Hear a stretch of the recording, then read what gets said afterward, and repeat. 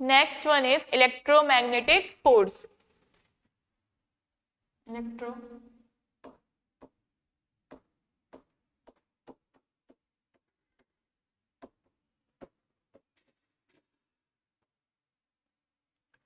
Electromagnetic force, as the name suggest, electro plus magnetic, मतलब इसमें दोनों ही फोर्स का इफेक्ट होगा, इलेक्ट्रिक भी होगा और मैग्नेटिक भी होगा।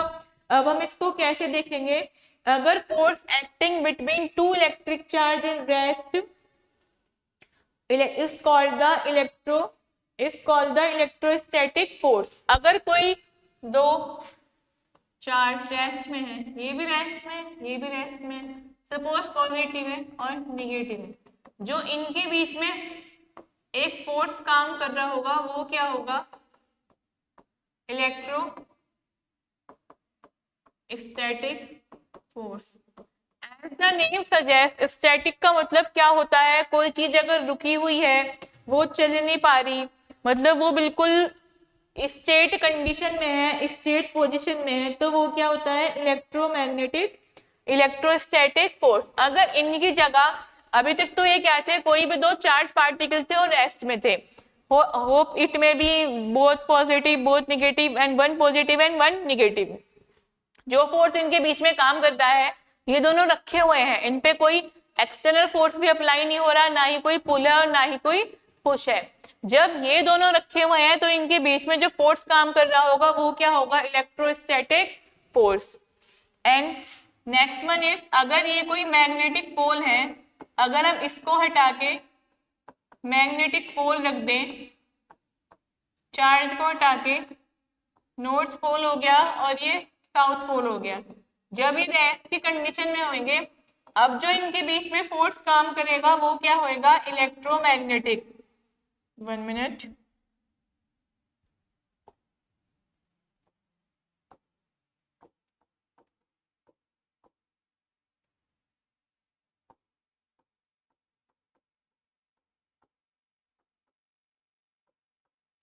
इलेक्ट्रोमैग्नेटिक फोर्स, तो इलेक्ट्रो प्लस मैग्नेटिक, दोनों से नाम समझ में आता है, कुछ इलेक्ट्रॉन से रिलेटेड है और दूसरी चीज क्या है? मैग्नेटिक है।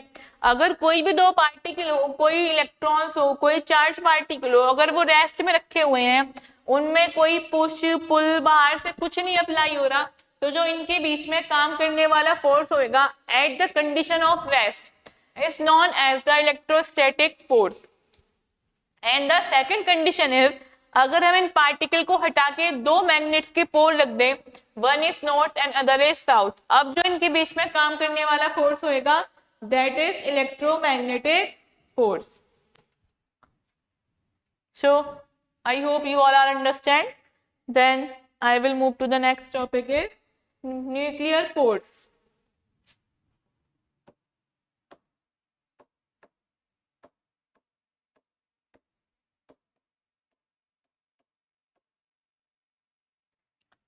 Nuclear force. We all know about the nucleus. Nucleus as a structure of a metal और नॉन मेटल, ए केमिकल, जिसमें क्या रहते हैं? तीनों चीजें सर्वाइव करती हैं, इलेक्ट्रॉन, न्यूट्रॉन एंड प्रोटॉन। अगर हम क्लास 9th या 10th से बोहर इलेक्ट्रॉन मॉडल पढ़ें, सारे मॉडल की स्टडी करें, तो उसमें हमें कुछ इस शेप में समझ में आता है।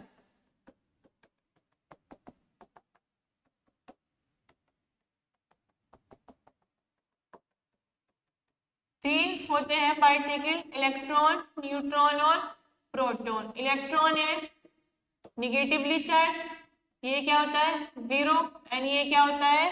Positively charge.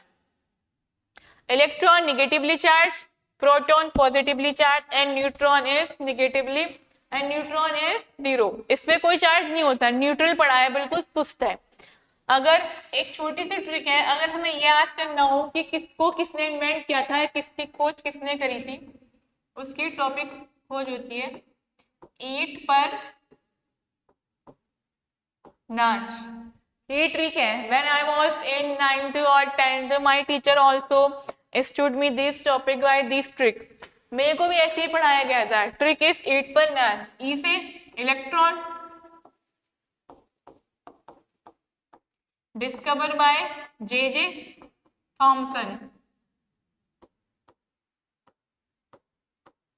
P से proton discover by Rutherford,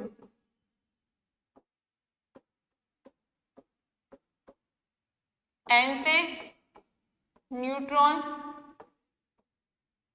discover by Chadwick. कुछ भी डिफिकल्ट नहीं होता अगर हम खुद को वेल प्रिपेयर करें, मेंटली प्रिपेयर हो कि हाँ ये हमें करना है और इतना स्कोर हमें चाहिए या यहाँ हमें पहुंचना है। डिफिकल्ट क्या होती है, बस हमारी मेंटलिटी, जो हम ये सोचते हैं अरे कहाँ होगा, ये तो बहुत डिफिकल्ट एग्जाम है, इसमें हमें कुछ समझ में नहीं आएगा, ये तो हमसे नहीं होगा। So think positively, be positively and live positively, then work hard.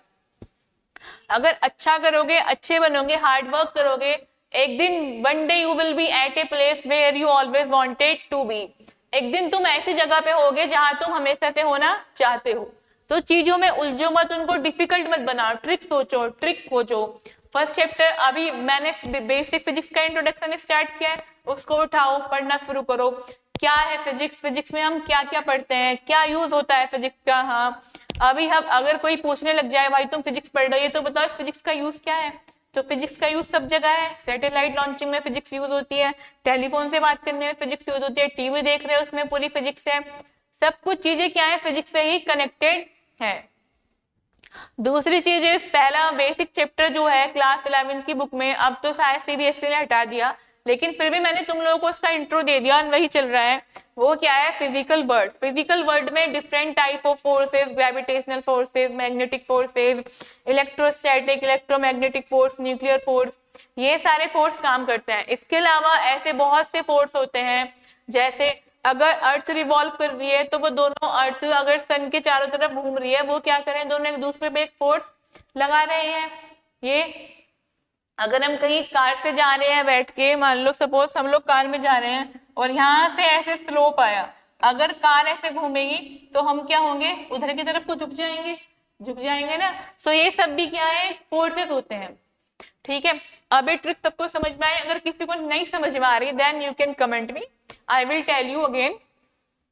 I will be here for always with you. If you have any doubt in any topic in my class, then you can clearly comment me. I will try my best to resolve your doubts. So, अब आते हैं nuclear force. Nuclear force क्या है? वो force, neutron travel कर रहे हैं, proton है, इलेक्ट्रॉन है, वो फोर्स जो इन तीनों को एक बांधे रखता है। बांधे रखता मतलब कि ये है कि हाँ ये तीनों इतनी डिस्टेंस पे ऐसे ऐसे करके रिवॉल्व कर रहे होंगे, ना तो ये इधर जाएंगे ना इधर जाएंगे, ना एक दूसरे के ऊपर गिरेंगे, क्योंकि ये क्या कर रहे हैं, सब एक दूसरे पे फोर्स लगा रहे हैं। एस यूनिवर्स का लॉ है, सब एक दूसरे पे फोर्स लगाते हैं। तो वो फोर्स जो इनके बीच में काम करेगा वही क्या होगा, न्यूक्लियर फोर्स। टू टाइप का होता है, एक होता है स्ट्रॉन्ग और एक होता है वीक, दोनों टाइप के फोर्सेस होते हैं। तो आज का मैंने my topic is completed and my today homework is you have to think that how earth always revolve at a same distance from the sun. Earth और सन के बीच में ऐसा कौन सा फोर्स लगता है कि उन दोनों की डिस्टेंस हमेशा इक्वल रहती है, आगे नहीं होती, पीछे नहीं होती, एक दूसरे के ऊपर गिरती नहीं है। So for tomorrow class I will start units and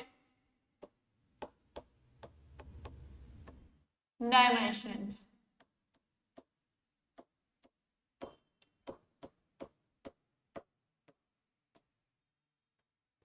Okay, I will teach you that topic tomorrow and I will start it from the first chapter of the physics. So you all have to very attentive to prepare for your exam and try your best. If you have any doubt, then you can clearly comment me and ask me. I will be always there for you. As you all know, myself, Engineer Tanya Tyagi. If you have anything else that you want to share with me and you want to told me in any doubt, any difficulties that you always have seen in your any other exam, then you can clearly comment me.